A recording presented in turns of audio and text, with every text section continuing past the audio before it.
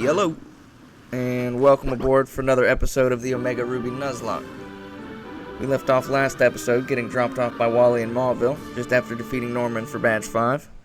From there we surfed west towards Four Tree City, but have been stopped by Steven and asked for help by Latias. And who am I to say no to a legendary Pokemon? Oh, Team Magma shows up doing Team Magma things. So let's get on with it.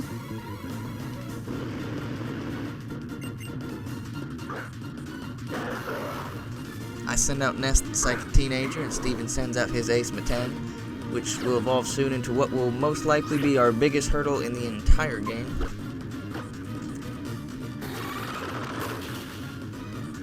Nest handles business on his side of the double battle.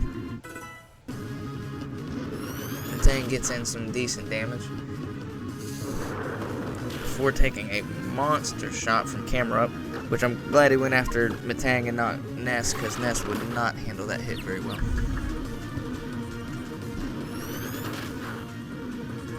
Thankfully, the level cap jump for Winona is bigger than the last two gyms, because we're going to rack up some levels on the way to Four Tree City, including this pivotal one for Ness as he hits 30. Not only learning his signature move Psychic, but also hitting his adulthood form in Gardevoir.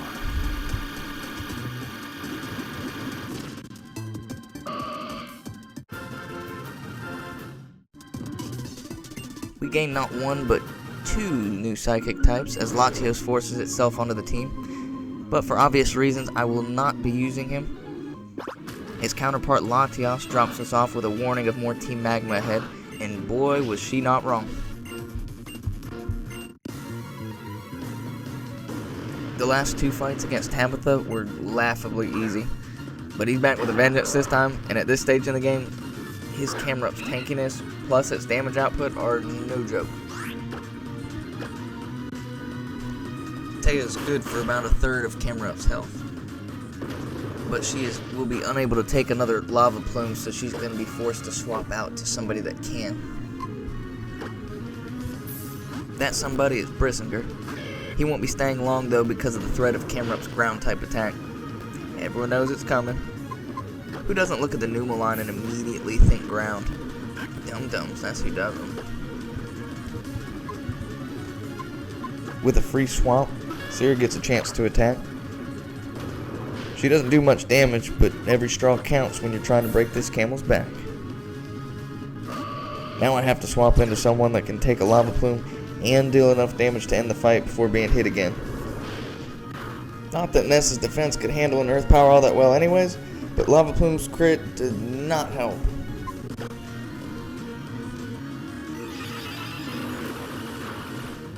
Attaboy, Ness! Not by much, but he clutches a win. And I was not expecting it to be that difficult. No rest for the weary after that nail biter. As soon as we leave the weather station, we are ambushed by May.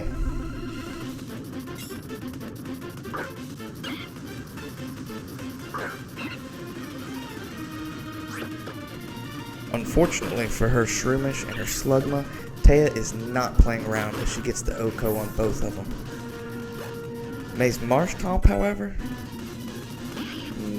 that one went a little bit differently.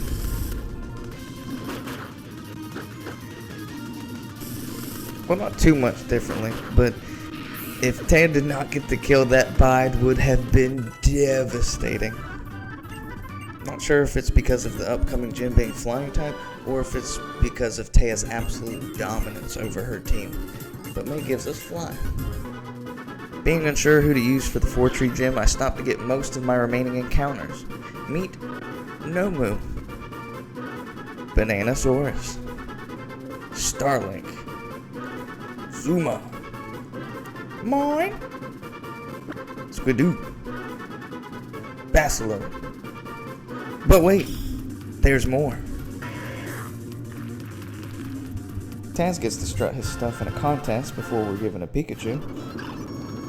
In the desert, I play a prolonged game of Whack-A-Mole for a ball toy that I named Hiccup, because that's what will happen in this run before it makes it into the lineup. Reviving a fossil, Spore joins the team. And if you've ever played Spore, you know this looks just like your organism's early form. And last, but certainly not least, I fish up a fee bass. Ain't he purty? No, really, that's his name.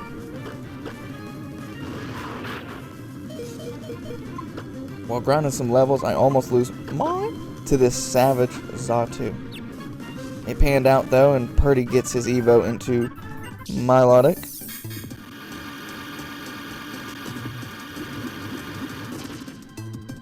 He was not the only Evo of the grinding session, as he was joined by Tigger and Killer Bee.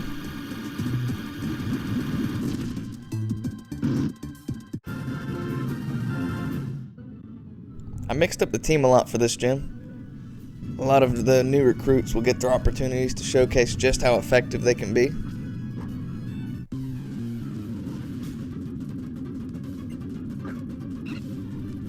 I lead with Starlink, and I spam Cosmic Power to boost its defense and special defense. Seeing that Swallow does next to nothing, I continue until the defenses are maxed out in anticipation for whoever Winona is going to use next.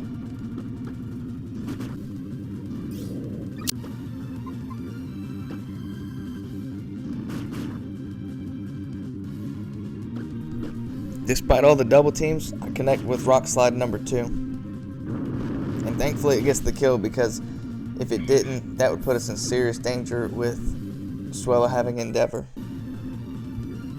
Winona's ace comes out next. I go for a niche move that I've never used before, Heal Block.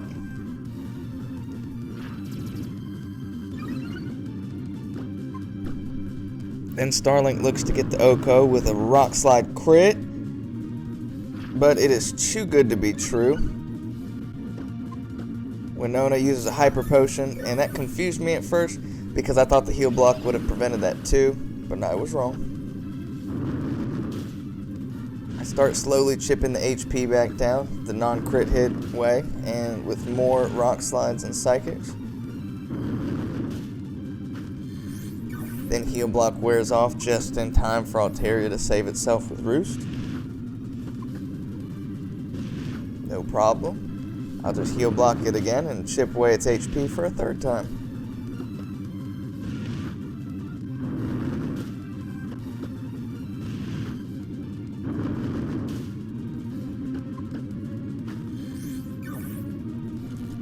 Yet again, the debuff wears off, and Altaria is able to pull itself out of the danger zone. But this time, Starlink has seen too much damage and needs to be swapped out, so I'm forced to implement a different strategy. I go with Purdy for a couple reasons. Number one, he can do setup for himself and moin with Rain Dance. Number two, using Dragon Tail to bounce Winona's team in and out, he can pick off the rest of Winona's team while resetting Altaria's stat boost.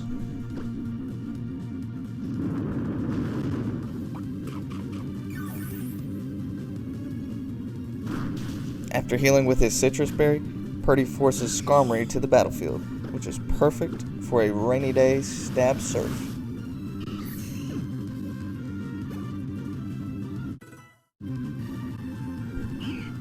I didn't have a surefire plan of how to beat Altaria, and I didn't do any calculations or anything, so as you're able to tell, I just wing it and try a rotation of attacks to see what works best, and at one point I even considered stalling it out of Earthquakes and Dragon Breaths, but that just felt cheesy.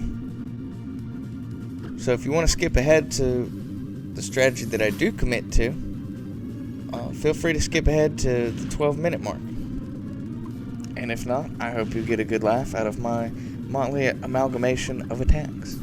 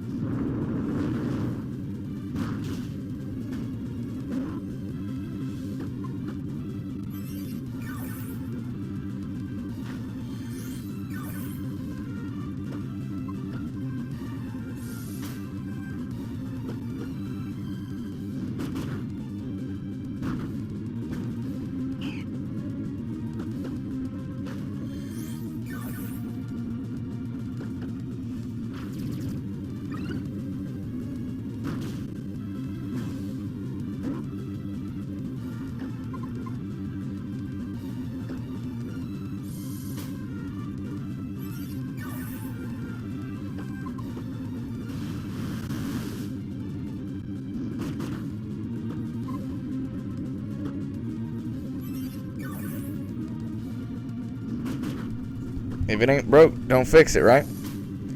So I go back to the tried and true method of using Rain Dance and then just stab with Surf and deal more damage than the other guy. Same thing applies to Altaria.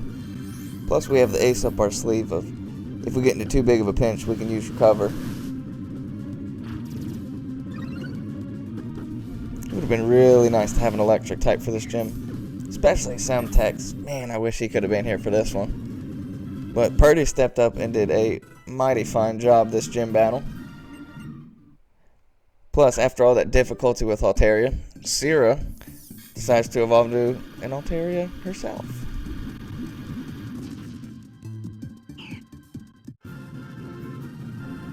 And with that, 6 down, 2 to go. Most of the encounters are complete, so we're just going to make do with what we got from here on out.